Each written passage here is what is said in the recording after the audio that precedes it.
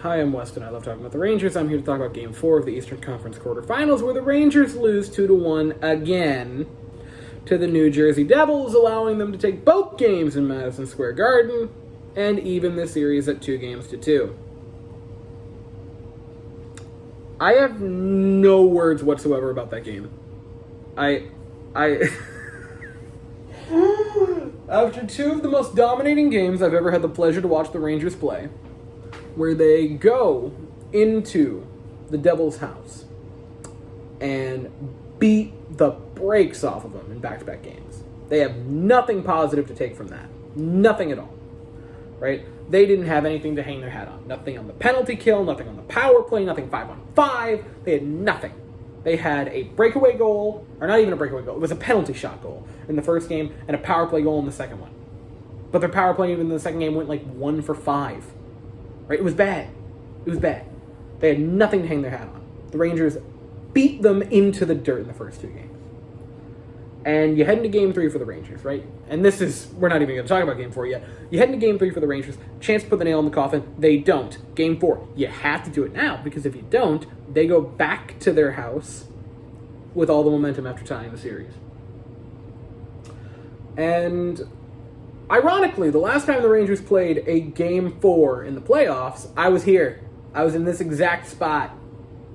It was last year in the playoffs against the Lightning. I went to that game, and then I came here to talk about the same situation, where the Rangers had a 2-0 lead in the series and allowed their opponent to tie the series up. And it just, I don't understand how it's possible. I really don't. I don't know how the team that played Game 1 and 2 is the same team that played Game 3 and 4. They look totally different. The offense looked terrible. It's just, and the thing is, they were so responsible with the puck in the first two games. They were so good about it. And then, how's the first goal tonight scored? Breakaway by Jack Hughes. I don't know what to tell you. I really don't. And it's not just a matter of the fact that they lost the game, right? Because the Devils are a solid team. They're a good team. I'm not going to say they're not. But you have the majority of these players were here last year. They were on this team. They felt that loss last year to Tampa. They experienced having the 2-0 lead and then losing 4 in a row to get embarrassed and sent home out of the playoffs. And then you add players like Patrick Kane, like Vladimir Tarasenko. They should have killer instinct. They should have brought everything they had for Game 3 and 4, and they didn't. They didn't. It's as simple as that. And it's, the Rangers' top guys have not shown up. I love them both, and I'm not going to say cut them or buy them out or trade them or yada yada. Panarin and Mika Zibanejad for this series so far have been non-factors. They have been ghosts. They have 4 points combined. I think 2 of them were even strength. The rest of them were on the power, or the other 2 were on the power. The rest of them, the other 2 were on the power play.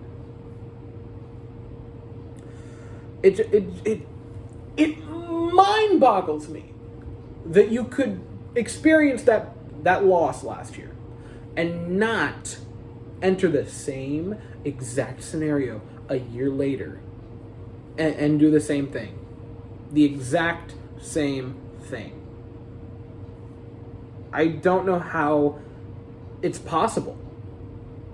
I just don't understand. And now you head to the Devils. They have all the momentum in the world. How do you look at the way the Rangers have played the past few games and think they don't lose that game on Thursday? And what sucks is being right when you are so positive that you're not, right? Because all season long, we talk about the Rangers and how they're half-assing it and how they look crappy going into the postseason. But hey, they're just saving their energy.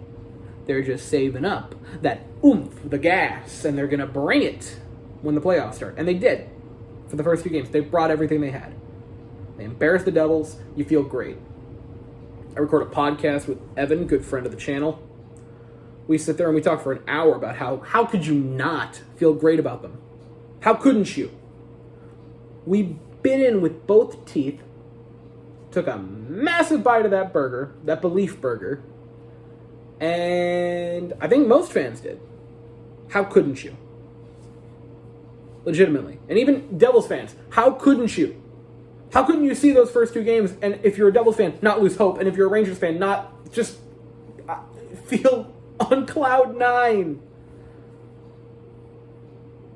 How couldn't you?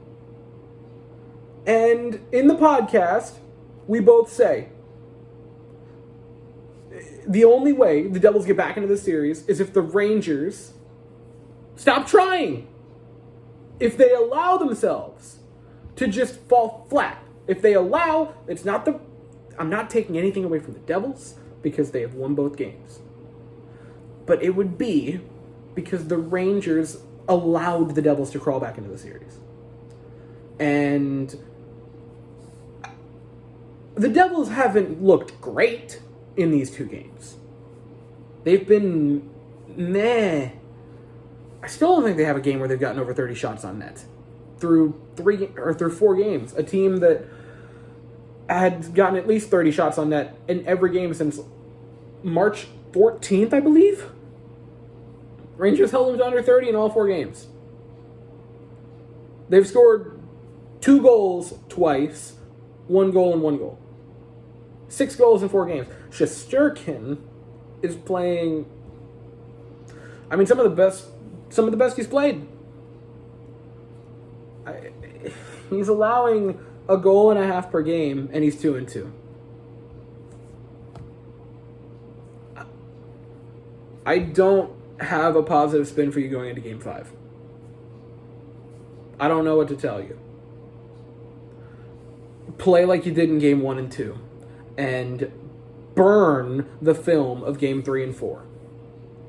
The fact that you could have taken a stranglehold 3-1 or 3-0 and you just didn't. You come out flat as you've ever been this season. It's pitiful. It is unacceptable that that's how they show up for Game 3 and 4. Those 2 games for the Rangers need to be their fine God games. Because it's just flat out, you can't do that. You absolutely can't. And the Rangers, so help me, don't go to Game 7. Don't you dare go to a Game 7. Either win or lose in 6, but don't drag this out to a 7th game. Just do what you're going to do and do it quickly, and don't keep the Rangers fans on the hook for a 7th game. That's my only request. So you play again on Thursday for the Rangers. You're back in New Jersey for Game 5.